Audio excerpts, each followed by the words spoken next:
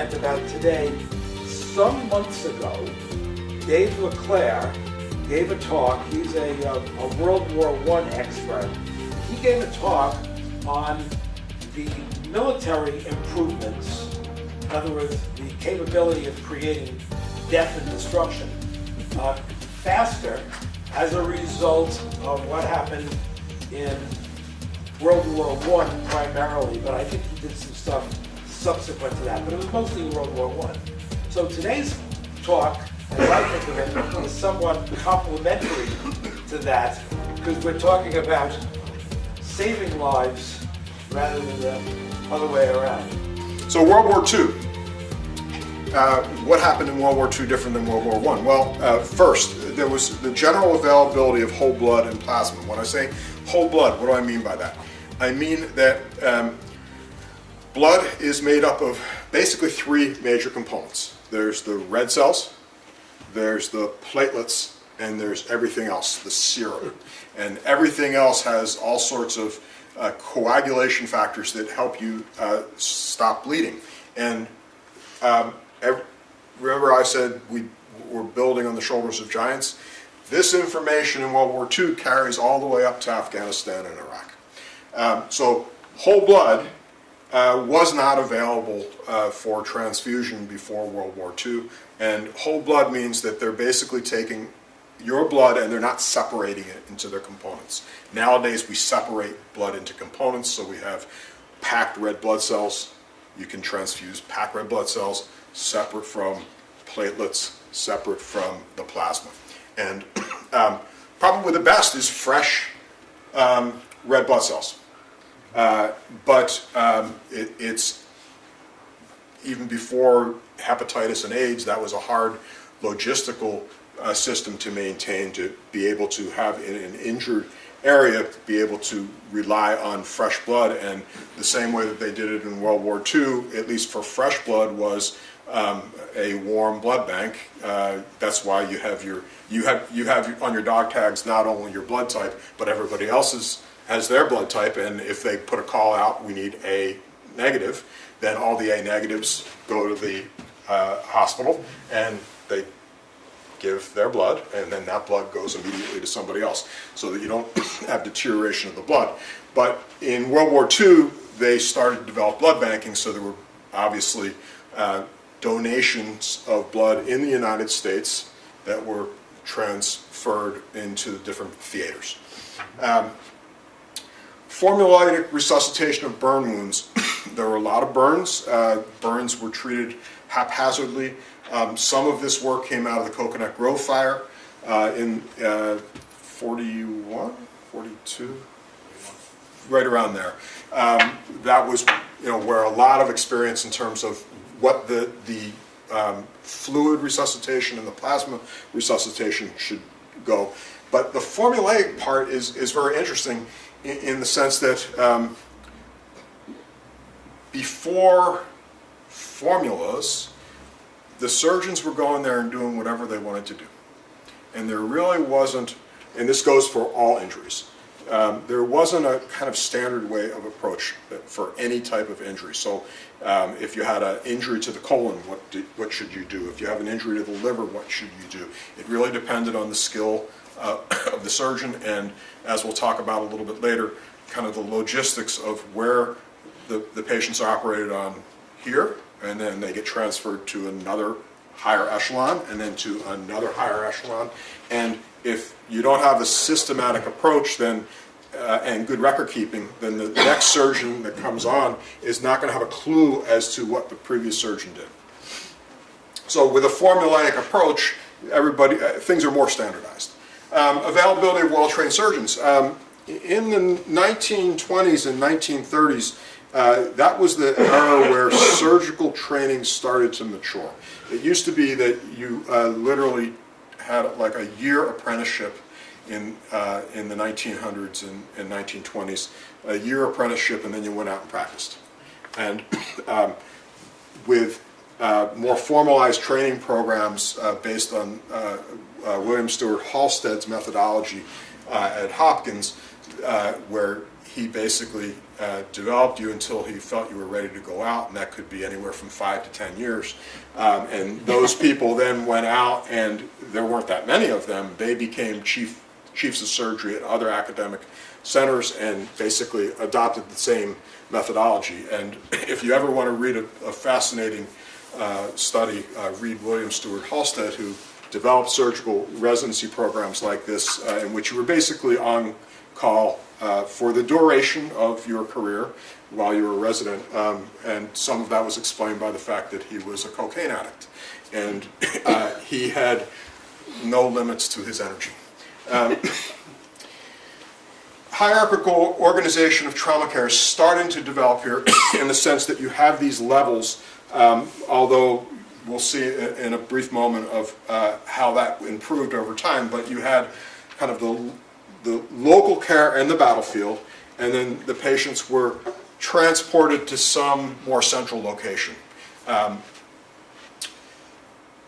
But it wasn't nearly as advanced as it is or it would become. Use of antibiotics. Anybody listen to Car Talk this weekend? I don't know whether you can believe these guys at all, but they're entertaining. The puzzler this week was about penicillin, and how penicillin was smuggled or transported out of Great Britain to the United States in order to be manufactured, because Fleming discovered the penicillin, but the British government wouldn't develop it, so he had to get it out of Great Britain, and they went through Portugal, and Portugal to the United States, and the way they transported the penicillin was to smear the spores on their clothing, because nobody, if it was packaged someplace, somebody would take it. But they smeared it on their clothing, and then they cultured their clothing when they got to where they got, and they started to regrow the penicillin. That's what they said. I didn't verify that. Use of fixed-wing aeromedical evacuation. So we're now transporting people great distances, but this is obviously pre-helicopter. And then some clinical things, identification of specific types of injuries. In this case, the wet lung in war, it just means that might be combined with the fluid resuscitation, that bruises to the body might present as wet lungs in terms of resuscitation, because there's circulating factors that cause the lungs to start to deteriorate. This kind of identification of clinically specific problems went all the way through to today. So this is an interesting graph, and you can go back and look at this in different ways, but they talk about mortality, so mortality percent of deaths of combatants on the vertical axis, and then time on the horizontal axis. And they talk about the disease R and the trauma R. So the disease R was when soldiers would be out and get diseases from being out on campaigns and die at great rates, far higher than the rates that they would die from injury. And you can see that it's basically the ratios, non-hostile to combat ratios of 2 to 7.5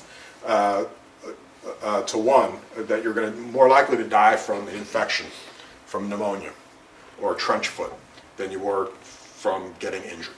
But when we move down to kind of World War I, we start to get into this trauma era, where I think the previous talk that you had, in which the weapons of destruction were much more efficient.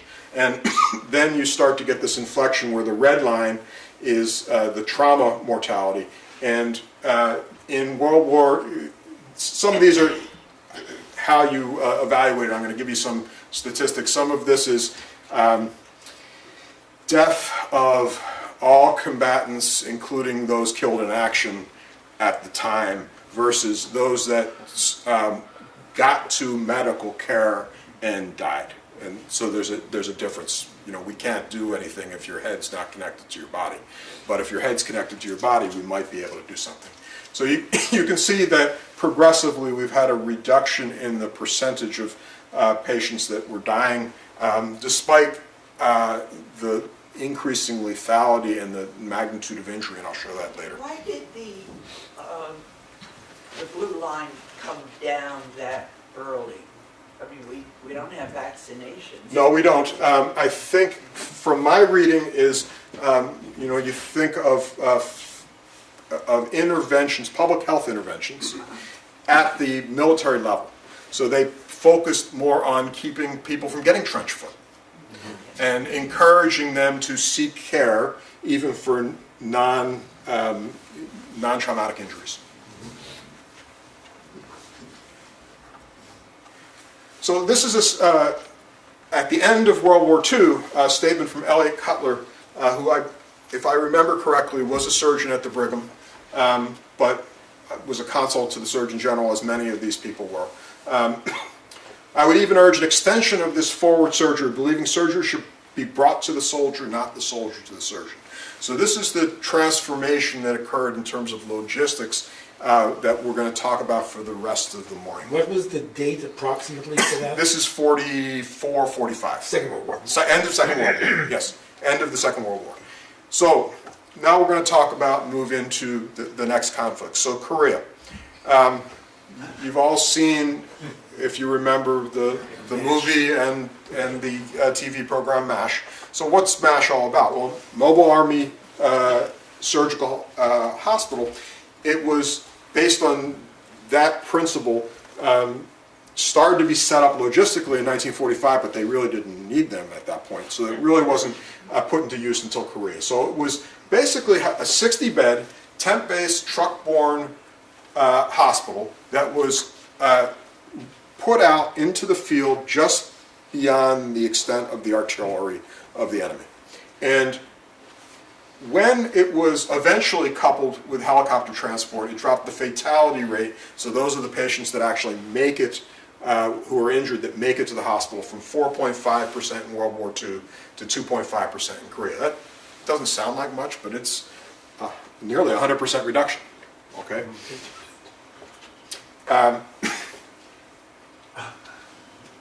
And these became the early precursors to civilian trauma centers. Not quite yet. Trauma centers in the United States did not take hold until the late 70s, early 80s, at the when a bunch of people came back from Vietnam. But it was the early precursor, and there were hospitals in the United States that functioned as trauma centers, like Boston City Hospital and Bellevue and Charity Hospital and San Francisco General, because there was a concentration of trauma. So helicopter evacuation was coupled with the MASH hospitals, and this kind of evolved. It wasn't a kind of thinking, oh, we need to put helicopters with these guys. So what happened was they have these MASH units, but Korea is pretty mountainous, and they were lousy roads, and they were frequently changing the battle lines. So you may be pretty close or you may be pretty far from where things were going. And they had an attachment of the 3rd Air Sea Rescue Squadron that were really there for rescue, to go in and rescue downed pilots. And these guys were sitting around and saying, hey, we don't have any downed pilots, but they're calling and saying, I need to transport somebody. And they didn't have the helicopter, just had the helicopter, didn't have the outside pods or anything like that. And they basically showed proof of concept, and they pushed the Army and the Air Force leadership to formalize this. And by 1951, they had 4 helicopter attachments that were specifically designed to be linked with MASH units and to evacuate seriously wounded from the front lines. They were no longer tasked with rescuing pilots.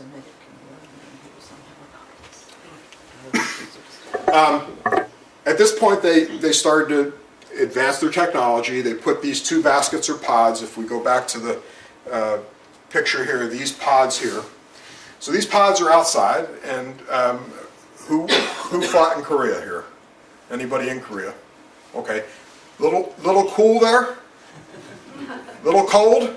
Was it a little bit? Yeah. So you can imagine that you put a wounded person who's already losing temperature because they've got a wound in this pod, they're going to get colder and colder, and the likelihood of resuscitation wasn't real good. So they started to improvise, and one of the things that they did was they actually took some, they put people in sleeping bags, plastic bags. There's some evidence that they actually diverted some of the engine heat through the exhaust into these to keep the patients out in these pods warmer. And a little bit later, and this is what's fascinating, is I'm going to fast forward to Afghanistan. They had the exact same problems, and they had very, very similar solutions. They also realized that they could start to initiate IV therapy, but they had no way from the cabin to really control things. So they started to have some pumps that would be designed to alter the tubing so that they could hang things inside the cabin, and things wouldn't freeze inside the cabin, and it would still flow into the patient. So helicopters, fast forward, this is our benefit here, and this is 2 miles from here at Hanscom Air Force Base. The MedFlight new headquarters is there. We're lucky enough at Leahy to now be part of MedFlight. I'm on the board, and my history with this goes back to Boston City Hospital, which I'm happy to be wearing my Boston City Hospital tie. When my mentor came back from Vietnam and said, we need to develop a helicopter transport system here. And in 1985, when I was a second-year resident, 2 people arrived from Maryland shock trauma, and Alistair Khan, who's a surgeon at the MGH, and his wife, Suzanne Waddell, who was a internist, critical care person, who was they were both at Boston City, and they developed this with some other leaders in Boston. Yes, sir. I have a friend who flies a fixed wing, Yep. and he medevacs probably 20 to 30 times a year. Yep. Not that frequently, because the requirements, you have to have a He tends to go up like to northern New Hampshire to bring somebody into Maine, Boston, Maine, that kind of thing. Exactly, Maine, down south, and sometimes there's some reverse transfers. So you're sending somebody from Boston to rehab in Atlanta. So, Yes, please. what is going on at Hanscom today with this? So Hanscom is the main headquarters. They just actually completed their new hangar there, and it's their headquarters. So MedFlight is a consortium. It's a unique consortium, certainly in the Boston area, but probably in the United States, in which 6 fiercely competitive organizations have support a helicopter system in which, when we walk into the boardroom, we take our institutional hats off and we put our MedFlight hats on, and we do everything for MedFlight and not for our individual organizations. So the Massachusetts General Hospital, the Brigham, Boston Medical Center, Children's, Tufts, and the Leahy are the consortium, and we support, I think we're up to 6 helicopters at 3 different bases, 4 different bases now actually. So it's Hanscom, Lawrence, Hyannis, and Marshfield. And we are the only, Boston MedFlight is the only licensed critical care transport company in the state, and actually more of their transports are by ground with specialized ground ambulances than they are by MedFlight. And it was originally designed for transport of accident victims off the highway. And the helicopter would swoop in, take those patients, just like in Vietnam and Korea, and take them to one of the hospitals. Most of the transports that they do nowadays are critical care medical patients being transported from a community hospital to a specialty hospital, or pediatric transports. 25% of the transports are pediatric transports. Yes, sir. So providing the foundation for Boston MedFlight, I'm sure you're familiar with this, was the MAST program. military assistance to safety and traffic, which came out of the Vietnam learnings. Okay. As the crews came back from Vietnam, those learnings were brought back, communicated to the medical community, and one of the first massed units was the 1059th Army National Guard unit at Westover, which was staffed primarily by Vietnam veterans, both medics. There was a Huey aircraft, 2 pilots, crew chief, and medic in the back. Rudimentary compared to MedFlight these days, but a lot of those people were involved in that effort. Then became involved with setting the consortium for the Boston MedFlight.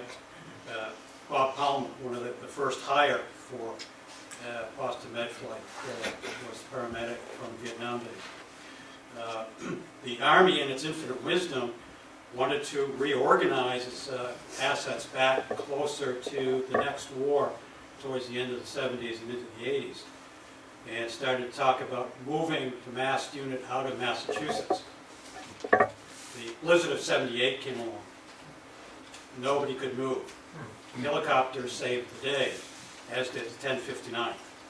And through Senator Kennedy's office, the 1059th was given an extension, and again provided the foundation for Boston MedFlight and the consortium.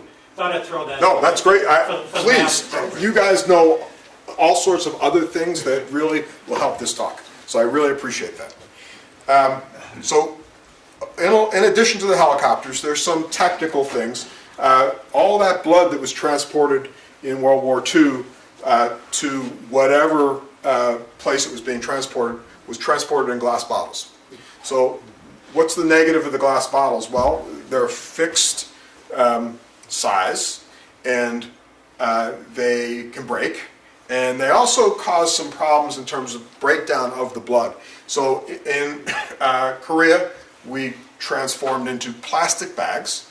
You can store twice as much in in the same volume as you can in terms of a transport in a plastic bag than the bottle, and you didn't have the problems with hemolysis and breakage. And weight. And weight, the glass, absolutely. This is a photograph of, I don't know whether he got shot on a test range or was shot in an actual, I think it's a hand grenade fragment, so it must have been the real deal. So this is the first use of body armor in Korea, and the history of that is the first field trial was in 1951. They worked with Dow Chemical to develop this Duron fabric, and it was shown to defeat 68% of missiles, and obviously kind of the next generation are the ubiquitous Kevlar vests. So things that were developed in Korea are being used every day by those that are in the line of fire. Vascular injury repairs. I promised I was going to talk about a little bit about this because this is kind of the progression of Alexis Carrel. Vascular injuries, we usually talk about vascular injuries. Most of the ones we're talking about are extremities. And we talk about an injury, so your blood supply to your leg is, your aorta splits up into 2 major blood vessels called the iliac vessels. They go then into the femoral vessels, and then they start to get smaller and smaller and little branches. And what was learned in Korea, what was learned in World War II was that if you don't repair the injuries, either the artery or the vein, or both, that you had a high rate of amputation. In Korea, they kind of relearned that a little bit, and then they started to experiment with trying to repair both the arteries with veins. So autologous vein is your own vein. So you go and take a piece of vein that you were in a place that you don't need, in a superficial position, and you basically sew it into the space where you're missing the artery.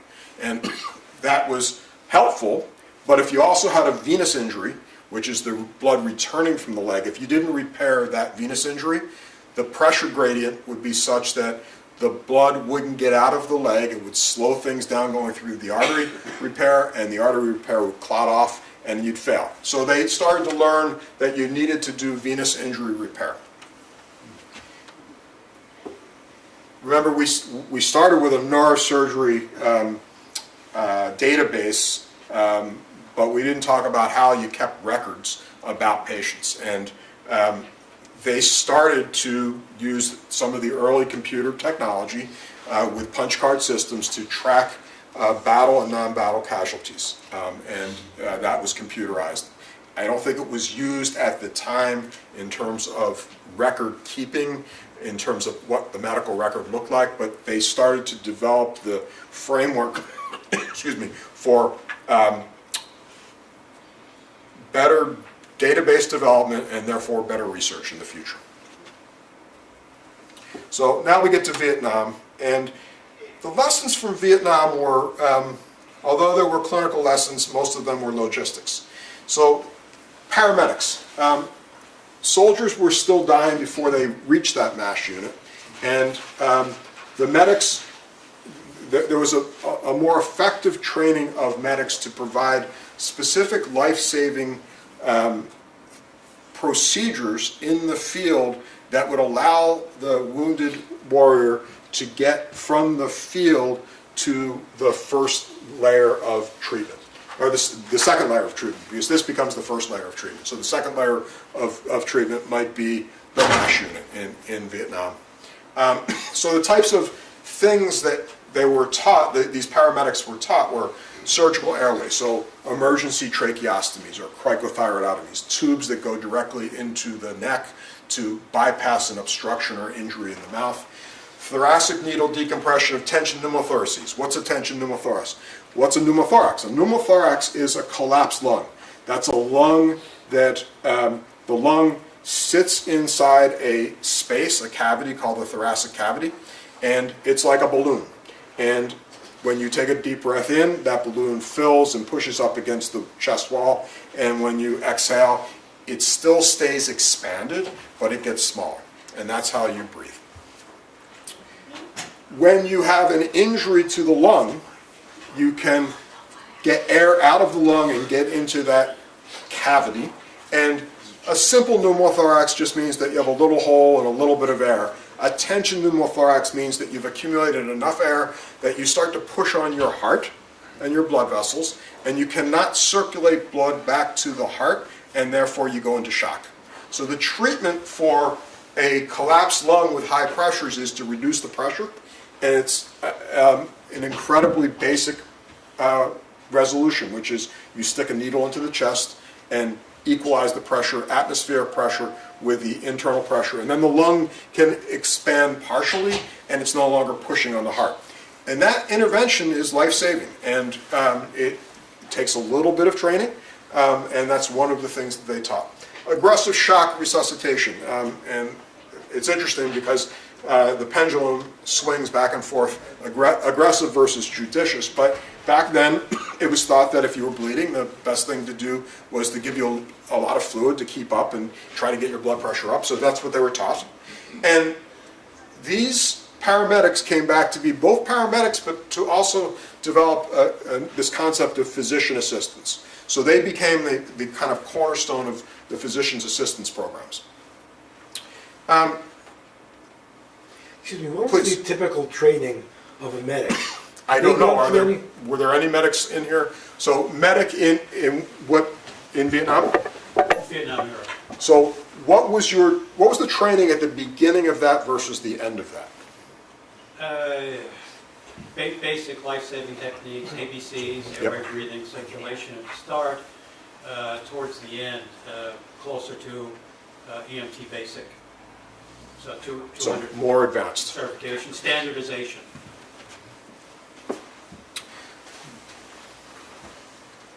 So this is Norm Rich. Norm Rich ended up being the chief of vascular surgery at Walter Reed, and this is a picture of him at the 2nd Surgical Hospital in Vietnam, and he took on the task of really formalizing the vascular surgery outcomes and research, and created this wonderful, now 50, 60-year,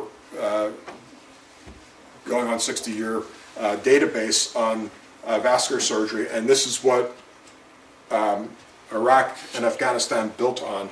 And he carried on the work from Korea. I read a little thing about him. He grew up in New Mexico and was influenced by the mining surgeon who had come back from World War II and thought that there were too many amputations done in World War II, and if we had only learned how to do vascular repairs, we would have been better off. And he went to Stanford and then went was in Vietnam in 1965 and started to try to formalize the lessons learned in terms of vascular injuries in Korea, and saved a lot of limbs by doing those vascular repairs. And he plays a role in my own naval experience, and we'll get to that in a moment. Burn care advances similar to what went on in World War II and Korea, use of antiseptic and antibiotic impregnated dressings, and improved fluid management. Better characterization of this wet lung syndrome with special ventilator support.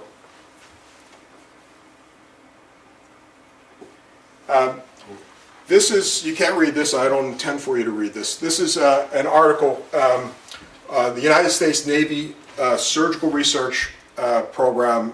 This is out of Da Nang, and Erwin Hirsch was my mentor at Boston City Hospital.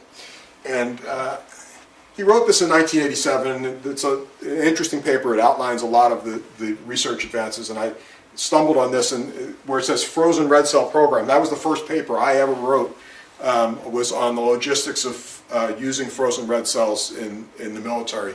And it was, I think it was published in Military Medicine, as a matter of fact. The civilian translation from Vietnam was things like emergency medicine. If you went to an ER before Vietnam, you were treated by an internist or a moonlighting surgeon. But coming out of Vietnam, the specialty of emergency medicine developed, and residency programs developed, and now people that were boarded in emergency medicine now started to populate the ERs in the 1980s.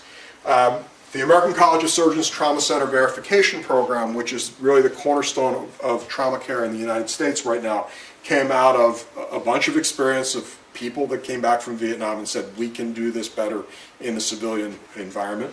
And then things like critical care fellowships, which I had one, which is focusing on those patients that are in an intensive care unit. Those did not exist before Vietnam. This is my mentor. This is Erwin Hirsch.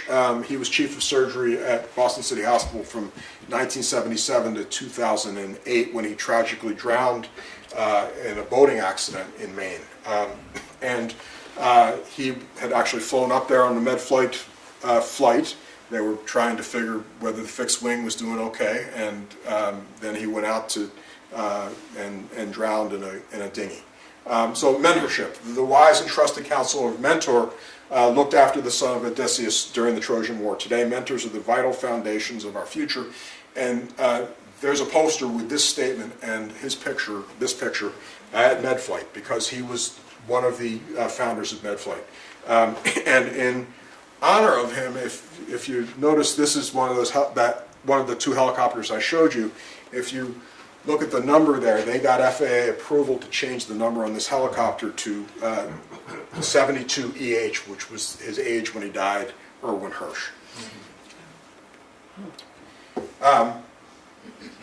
There were two people in my surgical training who had military experience and military influence.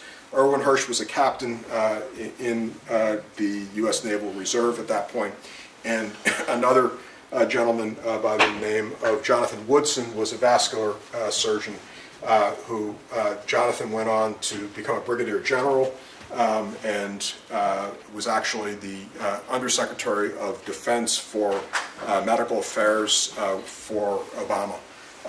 This is the USS Constitution, and this is not 1987, but on my connection with the USS Constitution is that Erwin Hirsch swore me in on the back of the USS Constitution on the 200th anniversary of the US Constitution in 1987. So now we move to Iraq and Afghanistan. And the connection between Norman Rich and myself. So when I talk about Iraq and Afghanistan, I'm talking about the wars from like 2001 on. I'm not talking about Desert Storm in 1991. But in 1991, I was a fourth-year surgical resident, and I got a telephone. Actually, I didn't. I was on call. My wife received a telephone call from Chief Petty Officer Williams, and Chief Petty Officer Williams informed my wife I was to report to the Newport Naval check-in base. They didn't have actually it was the Providence Naval base, because I had been called up for Desert Storm, and my wife tried to argue with Chief Petty Officer Williams, and Chief Petty Officer Williams says, "Ma'am, I'm just calling for the President of the United States."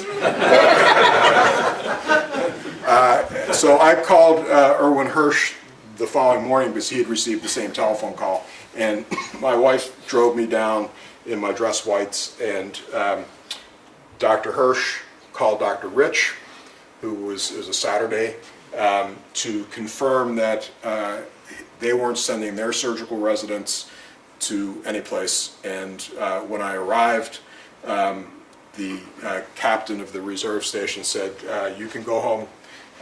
Dr. Hirsch or Captain Hirsch and Admiral Rich have straightened this out." So I missed my opportunity, quite frankly. And I say that quite seriously, because the lessons learned in Iraq and Afghanistan, at least from 2001 on, have been transformative to trauma care and to civilian care as well. And I really didn't get to participate on the military side. So let's talk about tourniquets, something real basic. It's a technology, okay? But it's a technology that doesn't work. So there's two tourniquets here. One is a strap and buckle tourniquet. It's something that you might be familiar with. The other one is a TK4 tourniquet. It's more like there are a couple hooks, hooks, and it looks like a bungee cord. I'm not sure that it actually had bungee to it. I think it was just hooked up to the same solid thing, and it really didn't hold. So what they learned when they started to look at the data was that 50% of the combat deaths were due to uncontrollable blood loss, and that these tourniquets were not working. And these were the basic tourniquets that had been supplied in Vietnam and at the beginning of Operation Enduring Freedom and Iraqi Freedom. Between 2007 and 2009, they developed what's called the Combat Application Tourniquet. I meant to bring one in. I have one in my car, which I carry all the time. And it's estimated that between 1,000 and 2,000 soldiers' lives were introduced with this technology. And it's self-applicable. Many soldiers have one strapped on either side on their uniform, so they can just winch it down. It's quite effective. How does this translate to the civilian population? Well, there was a consensus group called the Harfords Consensus Group that was organized by a gentleman, surgeon by the name of Len Jacobs, who was a surgeon under Erwin Hirsch at Boston City Hospital before he went to Hartford. And he organized with the White House a training campaign to teach the public on how to use these tourniquets. And the goal was to really have, wherever you have an AED machine, you have a tourniquet, a set of tourniquets. AED is an automatic defibrillator. So you probably have one or two in this building. We've, in collaboration with our Leahy Health System instructors, we've trained over 3,000 first responders to use this, and many of the police and fire personnel carry these. And in addition, civilians, we could come and give a course here, and we'd have no problem. We'd be happy to do that. And it's similar in scope to CPR training, basic ABC stuff. It's how do you stop the bleed? And it's been as many, as the 1,000 to 2,000 people that have been saved in warfare, we're saving that many people all the time. These are battlefield dressings that we now use in pretty much every trauma center. It used to be that you just put gauze in, and now we have these specialty gauze dressings that have biodegradable carbohydrate that's literally from shrimp and lobsters that basically coagulates things, and then you can take them out later on and when you have a little bit of more controlled environment. So our paramedics carry these, they can jam things in. We use them in the ED when we have to focus on something else other than that exact bleeding. Damage control resuscitation. Now I'm going to get into some clinical stuff, but I'll try to keep it at your level. So the most important thing about somebody that's bleeding to death is you need to stop the bleeding. And if you recall, I talked about aggressive resuscitation that was taught to paramedics in the past. That was probably the wrong thing to do. And I can remember as a surgical resident, I started in '84. I was 84, 85, 86, then I spent 2 years in the lab. And 84, 85, and 86, we used to have people that were, really badly shot up and things stabbed, and we'd fill them with fluids, and we'd pour blood into them, and we'd take them to the operating room, and we'd operate until either we fixed everything or the patient was dead. And there were puddles of blood on the floor, and we used to have to cut off our paper scrubs because the blood was starting to leak up. And we realized during Iraq and Afghanistan that maybe aggressive resuscitation wasn't the right thing to do, and maybe judicious resuscitation was the right thing to do, and that we should resuscitate to a minimal acceptable blood pressure, above 90. Because if you think about it, this is very mechanical. You have a hole in a blood vessel. If you increase the blood pressure, it's going to continue to bleed, and if you take advantage of your own natural curing treatments in which you develop blood clot, that blood clot's not very, very strong, but if it's strong enough to hold a blood pressure of around 90, but it'll blow off at a blood pressure higher than that. So permissive hypotension, keeping the blood pressure low enough, mildly depressed mental status and palpable peripheral pulses. So I can feel a pulse. That means your blood pressure is above 90. You don't need to be aggressive in your resuscitation until you stop the bleeding. And so we're no longer flooding patients with IV fluids, and that means that the medics don't have to carry as much fluid. Along with that, I talked to you about the kind of the surgery that we do. So we used to operate until we were done. And oftentimes that was the wrong thing to do because the patients became cold. They became what we call coagulopathic. They weren't clotting their blood. And they became what we call acidotic. Their acid was building up. And we would operate until we fixed everything, and then the patient would die. So what we learned, and it went back and forth, because as I said, when I went out of residency to the lab for 2 years, we were doing this one thing. When I came back in '89, we were doing something completely different. And we weren't standing in puddles of blood, and we were packing the abdomen, and we were doing things temporarily and taking the patients to the ICU where we could stabilize them and then bring them back 24 or 48 hours later, and our mortality went dramatically down. So what we do is, and we still do this, we do quick hemorrhage and contamination control. So if you have an injury to the bowel, you just staple it off. You don't want soilage all over the place. If you have an injury to the liver, you just pack the injury to the liver, put pressure on it to try to temporize the bleeding, but you don't go and fix things. You shunt vascular injury. So if you remember, they developed this, well, we're going to fix these veins and we're going to fix these arteries and we're going to save the leg. Well, you don't have the time. That's a 6-hour operation to do that. And there are many, these these people usually don't have one injury, they have multiple injuries. So if you shunt the vascular injury by putting a tube inside and allowing the blood to go across the tube and then come back to do reconstruction later. And then we do what's called temporary abdominal closure. We basically have packed all this, we can't get things closed now. We put a layer of plastic over the abdominal wall and that temporizes things. Wow. So here's a picture of two vascular shunts. This is one here and this is one here. You can see that there's little ties or ligatures holding these in place. And that's enough to perfuse or provide blood supply to the lower extremity, enough that it won't become ischemic or dead. And then you come back to fight another day. And the picture on your right is, orient myself. This looks like legs, and that probably upper abdomen. This is a big open wound. This is packing in there, and this is a plastic dressing over the top of it.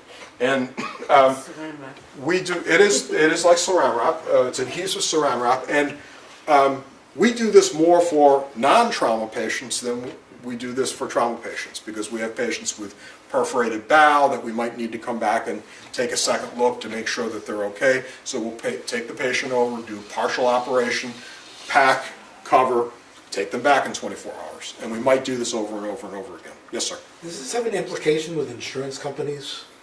I None. mean, they're willing to have the multiple operations versus one. And Yeah. Yeah. Yeah. Excuse me. Yes, sir.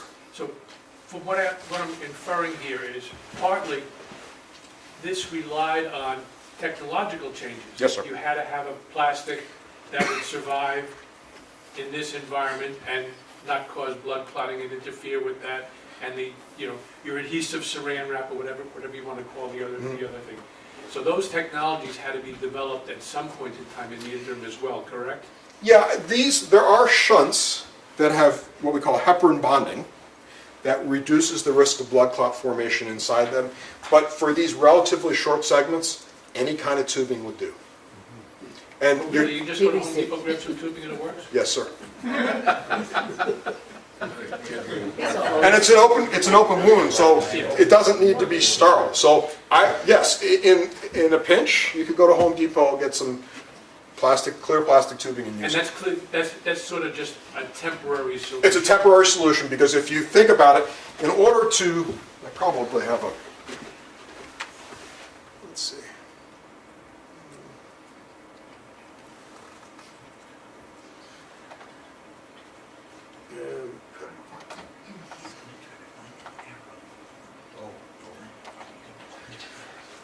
See this distance from here to there? That's destruction. In order to get, and there's a distance from here to here. You can't just bring those blood vessels together and sew them. You need to actually harvest vein from someplace else to bridge this. These two, that's 4 anastomoses plus the harvesting. That's another 2 hours at a minimum. So not the right thing to do. When you say harvest a vein, you can't just use synthetic. You can, but in a contaminated wound, 2 things. One, in a contaminated wound, you don't want to put a foreign body in there. It'll break down, it'll get infected. And the second thing is that from some of the research I participated in, the long-term outcome of your own vein is better than the prosthetic for these small vessels. Any other questions, please? If you take the vein from another part of your body, Yep. don't you have a problem where you just removed it from? No, because you're taking superficial vein that you really don't need. So there are veins that are right underneath your skin here that are draining things that other veins will drain, and it won't cause a complication. Lateral circulation. It's not even collateral circulation. It's like, like varicose veins. Yeah. Everybody has varicose veins. Some people go and have them removed. Those veins that you get removed are really useful. They're used for cardiac bypasses every day. That's what they're using. They're harvesting veins from your leg to put up in your heart, because the downside of removing that vein is 0. So does that replace a stent? This would replace the stent. So the vein would be sewn from here to there, and that distance is that I don't have anything to go by, but that distance could be that far. Yeah. And it works very, very well. It's what the vascular surgeons would typically use if you had a arteriosclerotic blockage. They do a bypass with a vein. Yes, sir. Related question, how do you connect the vein to the existing? Alexis Carrel, who won the Nobel Prize in, I was looking it up on my way over here, but I think it was 1910, 1912. You sew. Sew it. You just sew. You can use glue it interrupted. nowadays? No, you still sew. There are people that are working on glues, but we still sew. Yeah. Yes, sir. Do arteries pulse on their own, or do they only pulse because the heart is? Only because the heart's pushing. So the vein will thicken when you put it in an arterial position, and it easily accommodates the arterial pulsation. But doesn't, who has valves inside, the veins? Veins. Veins do. But you can break the valves with a valvulotome. You basically cut the valve. Okay, so you strip the valves out. Yeah, if you need, I mean, there may not be any segment. The valves are pretty far apart. So if you take a segment that doesn't have any valves in it, you can look right through it. You'll see.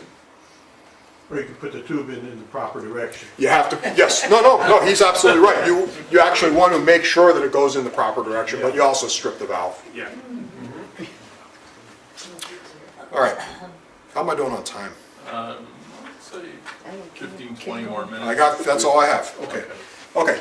Joint trauma system. So remember we talked about kind of the layers of care, and if you start back with that comment from Dr. Cutler at the end of World War II, where they basically had medics and everything else.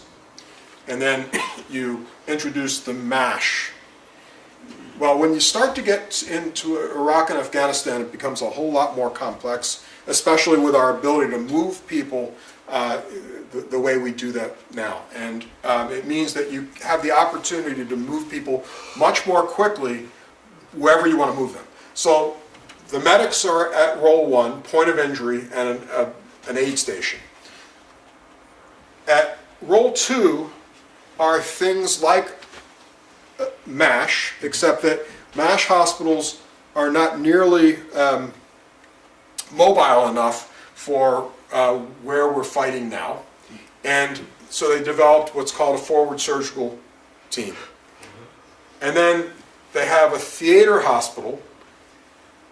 So the theater hospital might be in Baghdad. And you're moving these patients from the forward surgical team to the theater hospital by your helicopter.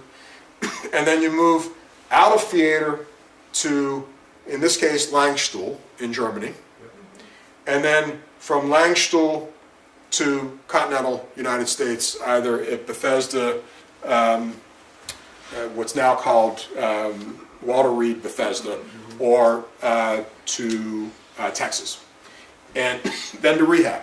So this whole chain of recovery did not exist in a formal way before. And the important part about this chain of recovery is the transfer of information.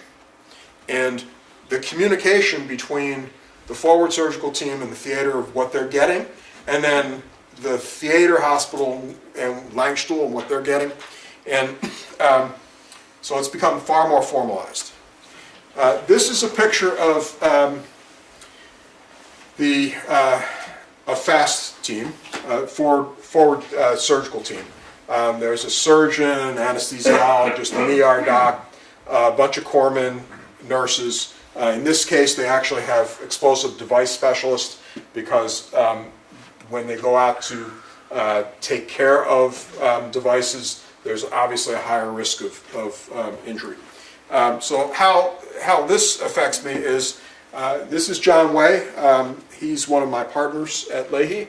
I met John literally my first day of internship. He was my third-year resident at the VA hospital where we were rotating. And John is now a captain in the Navy. He, fortunately or unfortunately, is one of the few captains with top secret clearance. And he is now on his second 9-month deployment. He was in Djibouti for 9 months, but now he's with a SEAL detachment someplace near Syria, or if not in Syria. Yes, sir. Yeah, we had a program at Hanscom Electronic Systems set up. Well, I call it remote operating room. they had a operating room in Iraq, for example. Yep. But then it was through telemetry, the surgeons back in the States. Yep. And they used robotics. So the surgeon would be in the United States, and he'd be doing an operation in Iraq. Yep. How did that program go, and is it still existing? Or? I have no knowledge about that program, but I would say that it's probably not. If it was on an experimental level, because I've never seen any presentations at any trauma conferences that I attend where there's a lot of people that have been over there and rotated through there. But they were basically still sending surgeons up to the front line, and John's there right now. Yes? How can you identify that this is a medical team by their uniforms? You'd have to ask John. This is a picture he sent to me. This is during exercise. I didn't have enough time to put the video up of them actually doing their exercise, but just the same way we use simulation to train everything, they have pretty fancy simulators in which they have mannequins with injuries, and John's taking care of a liver injury and a bowel injury, and out in the field doing temporary stuff and transferring them back to the next level of care. So again, the echelons of care, role 1 is the point of injury. It's self-care with your tourniquet or buddy care and an aid station if you're that luxurious. Role 2 is the forward surgical team supplants the MASH. They have 2 operating room tables, 4 surgeons. They can be deployed in 90 minutes. All they do is damage control surgery and transfer. They go to role 3, combat support hospital, which is modular. It can go 44 to 248 beds. They have specialists. They have an ICU. They have a CT scanner, pharmacy lab. They can pretty much take care of these patients, but they really send them out to Langstuhl. John rotated through Langstuhl for 3 months, and basically every night, this was in 2007, every night 30 people would come in.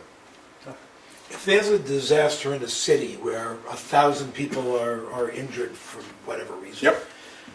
can the military, which I guess is the only group that has it, bring in these kinds of services remotely? Sure. Absolutely, and they've done. There's military, civilian groups that are formalized. MCERT, I think, is the term. John and one of our other partners, Larry Munson, were part of a group that was based in Massachusetts, and they got flown to Haiti. They got flown to Katrina. You name it. John and the MGH group were in Banda Aceh. They were in an earthquake in Iraq. So they can be mobilized inside the continental United States, absolutely. Yes? Look at the marathon bombing, John. You know, that's the closest thing we have to a war situation. But we didn't have There mobilization. were very few people involved. We didn't have mobilization of the Army. Right. Yes? In John's world of challenges, I mean, he Yep. faces nothing but challenges. Did he ever talk about what his greatest challenges were? He can't. Security clearance. Security clearance. Interesting. He really can't. And I know for a fact, only because he was the only surgeon in Djibouti, when one of the first things that Trump did was send in a SEAL team that got all shot up in Chad or something. no, it was what's on the other side. What's Yemen? In Yemen. Yeah. And he clearly had to take care of the evacuees from there. He can't say a word. Yes. We didn't talk about not where he was in the operations. He can't talk about, but in terms of medical stuff, he couldn't tell you the things he did medically. He didn't do much medically. Okay, this is all logistics, medical logistics. Yes. Do you have a system for the transfer of the physical, we have programs here for that hospitals have, since they have to go off of writing and paperwork. Electronic medical records? Did you have your own VA or military program that they use? They have an electronic medical system, but I didn't show the picture of the most effective medical record that they have, which is a black magic marker on that plastic. Because of the echelons moving up, they literally write what the injuries are, what the interventions were, for the next person to take the plastic off. That's the most effective communications tool. Very, very basic. Simple. So you move on to Langstuhl and then on to Wallen Reed or Brook Army. So this is how you would be transported. Now this looks like this young woman is reading a book, but these are the way they transport really sick patients. This patient's a really sick patient. I only know that because you can't see the patient, but I can see all the things that are associated with that patient. There's pumps and monitors and a ventilator and all the rest. And ICU transport the same way that MedFlight transports patients that are very, very sick. They're doing this for 8 hours at a time. It's a mobile ICU. Remember I talked about the ingenuity of the soldiers in Korea to keep people warm. Well, now they're transporting these patients in these big helicopters, and you'd think that they'd be warm, but they've got all their doors open, and it's still cold. And they were having the same problems, even though they're not in the pods outside, they're inside.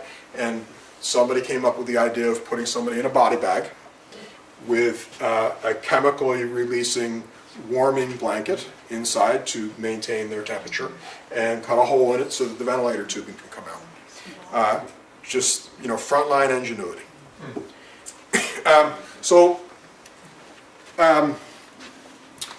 The system, it's much more coordinated. I think it's because it's been a longer war. And the medical care in the military has become what we call a learning system. It's out of the Baldrige. How do you learn? How do you improve?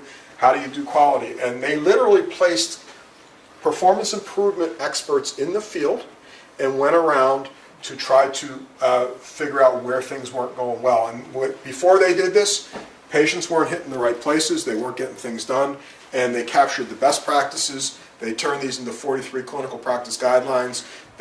This is probably more effective than the robotic surgery. This is video conferencing across 3 continents. So you have an injured patient in Baghdad, it's going to be going to Langstuhl, then going on to continental United States. Everybody's reviewing this patient in a patient conference before the patient even moves. So what happened over the introduction of these is the case fatality rate continued to decline despite the fact that the patients were sicker. So the black line is what we call the injury severity score. They're getting sicker, but the case fatality rate was going down. Again, the case fatality rate, different definitions than before because we're still up at like 5% here. How does this translate to the civilian world? There's now a report from the National Academy of Medicine trying to aim for 0 preventable deaths after injury. So preventable is the key word there. And trying to use the same systems that they developed in Iraq and Afghanistan to apply to a national trauma care system. It's in its infancy. I think this report was released in 2017. Some other things that we've learned that are now applied in civilian. If you remember, I talked about whole blood. Well, we don't have whole blood in the United States. We have a component therapy, and they recognize that if they gave a 1-to-1-to-1 ratio of red blood cells to plasma to platelets, kind of reproducing what whole blood is, as opposed to when you have components, you order the red blood cells, and then you see that you're starting to get coagulopathic or oozy. Then you order the platelets because the platelet count's going down, and the coagulation thing is going up, so then you order the plasma. We find that if you give all this up front as much as you can, then your outcome is much, much better. So this is percent death. Traditional is over 50% for patients who are hemorrhaging out, and now we're down in below 25%. Is there enough blood now people donate? Yeah. So as part of the American College of Surgeons trauma verification program, every trauma center now needs to have what's called a massive transfusion protocol, and it needs to be based on this 1:1:1 ratio. Does that mean that you don't need to know the blood type anymore? No, you still do. Generic? You still do, but we start off with O negative or O positive, depending on the sex. It takes about 20 to 30 minutes to type somebody, so we start off with O negative, and then we convert to type specific once we know. Excuse me. Yes, please. If all three are better than any of the one, why don't you use whole blood now rather than? Because whole blood, just think about what it means to get whole blood. First of all, there are situations, many situations in which you only need to give, non-trauma situations, you only need to give platelets. You only need to give plasma. And there's a push to migrate to a whole blood system again. But it's not nearly as efficient because it's the use of blood is usually not for bleeding. It's for other things, to replete other things. And what you only need is the red blood cells. If you're anemic from some other problem, you only need the red blood cells. We can use your platelets and plasma for somebody else. Maintaining a warm whole blood system is practically impossible. The only place that does it well is Israel. They have a warm blood bank in the community where they basically test people on a monthly basis to make sure they don't have infectious problems. And then you basically walk in, and if you're cleared, you give your blood. This is the use of something called TXA, or tranexamic acid. Nobody knows how it works. There's still some argument as to whether it does work or not. The largest randomized prospective controlled study I've ever seen, with 40,000 people entered, mostly in third world countries, showed that it worked. But there's clearly some military evidence that shows that it works, that if you give TXA, this is all patients, if they come in, they're not even hemorrhaging. If you give TXA, your cumulative survival is better, and those in the massive transfusion protocol. Used instead of saline.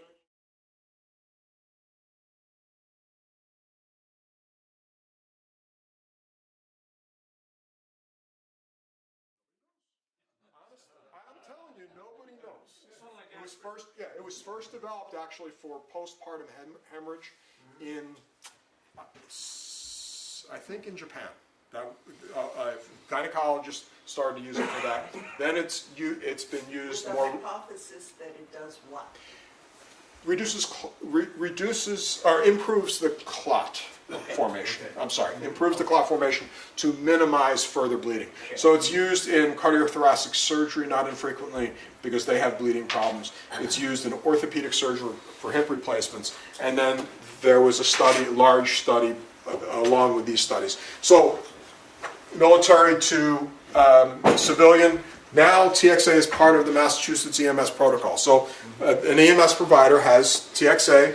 They can give it, the paramedic can give it in the field. Then we have to decide whether we need to continue it. Or if the patient comes in and they're a massive transfusion, we're giving them a massive transfusion, we give the TXA. Do they give TXA and wait to put in the fluids? No, it goes simultaneously. It has to be at the same time? Yeah. Okay.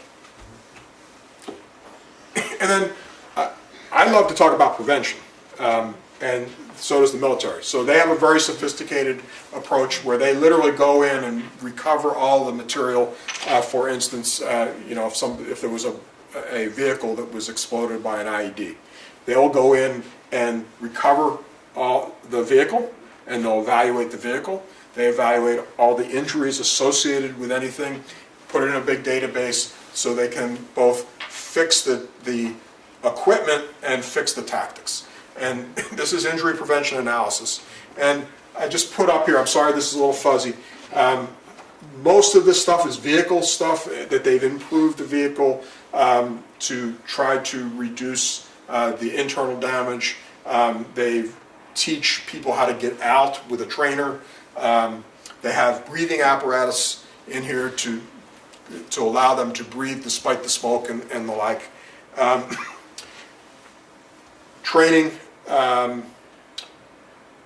how to basically do things so that you don't get injured, you know, walking around with sticks. And then the same way as they used the flak jackets, developing urogenital injuries. So injuries, you're sitting in a vehicle, there's an explosion, you're going to get injured underneath. That's not a place that you typically have battle armor. They basically adjusted the undergarment protection.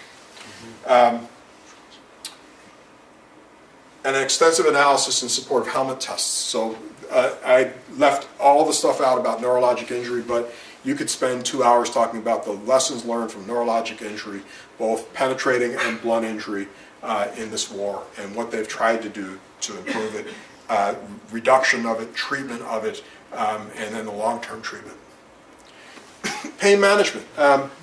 This is pretty amazing, actually. They actually are now, we do what we call regional anesthesia. So the anesthesiologist put catheters in so we don't have to put people to sleep.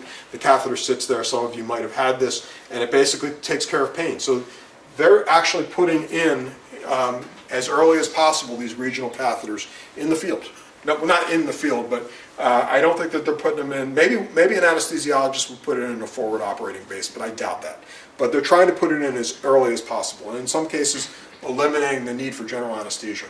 The use of ketamine, which is a amnestic medication that's been around for decades and decades and decades, making a resurgence because the military has used it so successfully. Prosthetic limbs. If you want to talk about technological advances, that's another 2-hour lecture that I'm certainly not qualified to provide. Materials, methods, robotics associated with prosthetic limbs, and integrated civilian military recovery programs. We now have a relationship with a veterans organization of veterans that have had amputations that will come in and talk with our patients who have a traumatic extremity injury even before they get their amputation, to help them with the transition. I'm going to give you the reference for all of this at the end. It's for the Iraq and Afghanistan part. There's a 450-page PDF that you can download. It's a spectacular read. I've only covered a small part of it, but they're now thinking into the future. So what we have now will not kind of be good going into the future, because the scenarios will be very, very different. So they're, wargaming and the like on the medical side of things, as well as on the actual tactics to win those wars.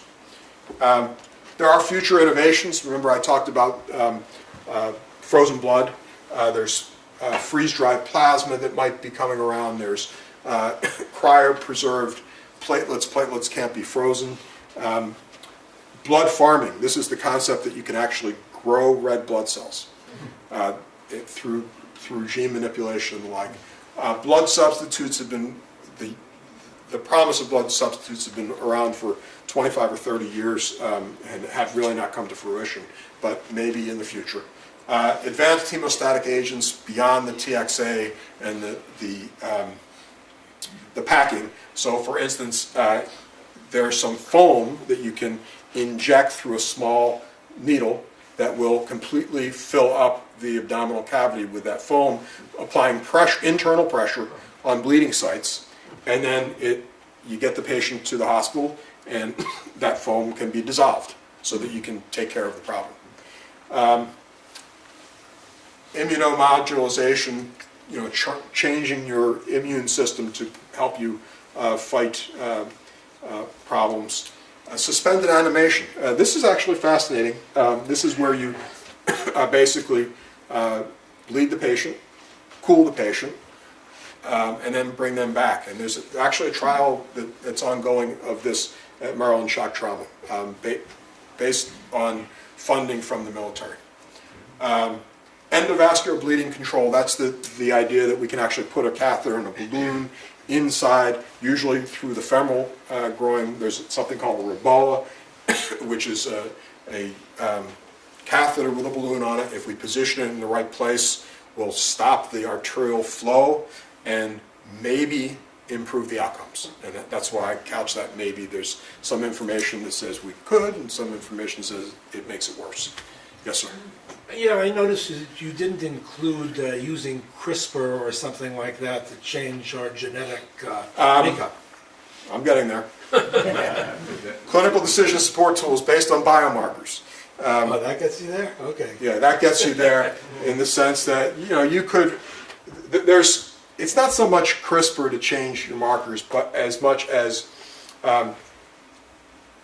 there are things about your bionome, your biogenome, that make you more susceptible to other things. And I'm not sure that you can change that, but you can be more aware of that. And if you're more aware of it, then you can treat different groups of patients differently. So women who are injured have a certain response that's different than men that are injured in terms of their biochemical makeup. We haven't really responded to that well. So I am my conclusion slide. I think the improvements can be classified. Can you not talk on the phone during this? I think improvements can be classified as clinical. So the transfusion and resuscitation changes where we were very aggressive in Korea and Vietnam, and now we've backed off that aggression. Technical with the advances in the tourniquets and the body armor, and then the logistical, how that has evolved in terms of moving patients up an echelon. And I think just as importantly, many of those advances have migrated into the civilian world where we all benefit from them. So the references, and you have this presentation. This is the link, and if you're interested, there's a whole lot more information there. So any other questions? Yes, sir. How much work is being done on transplantation in the military in terms of whether you do organ transplants, and in particular, how forward in the battle lines can you go to do transplants? They don't do any transplants in the military. There's really no role for them at this point. If you're unlikely to injure your liver in such an isolated way that you'd be stable enough to undergo a liver transplant. Most people that get transplants, the reasons they're getting transplanted is for chronic conditions. And there are very few people in the military with chronic conditions. Yes, sir. Just as an aside, there's a book that was written about Garfield and called Destiny of the Republic by Candace Millard, and it talks about the inadequacies of the medical profession, and that he didn't die from an assassination attempt. He basically died from medical malpractice. Yeah, which they didn't operate on them. And how to find the bullet, and there were some technologies that were unproven. It's Right, really interesting reading it. It leads right into where the beginning of your story. Right. The laparotomy was not part of the game back then. And in fact, the first damage control surgery was injuries to the right upper quadrant of the liver, where Halstead took gauze, packed it in through the skin in the emergency room, and then 2 or 3 days later would take the gauze out and the patient would live. They didn't open the patient up at that point. They just packed, so that was damage control surgery. Anything else? And what year did you graduate from Jefferson?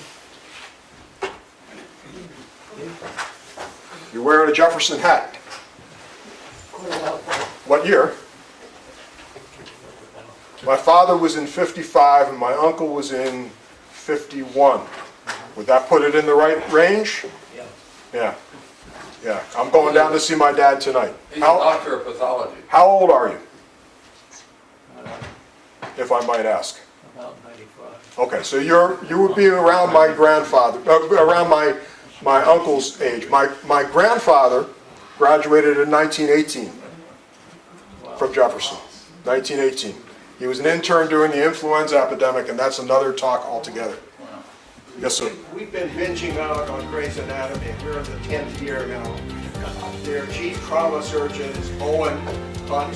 Yes. I wonder how much, have you... I've never seen one episode of Grey's Anatomy. Honest. It was just to ask whether Owen Hunt It was a reference to Olin Kirsch. Oh. That's what his. I don't know, I've never heard that, no. But you see the techniques they use are packing, putting Yep. in the field, they get a tube from someplace to put it in. Absolutely. All these techniques that you were showing look familiar. Well, this was a wonderful talk. Thank you very much.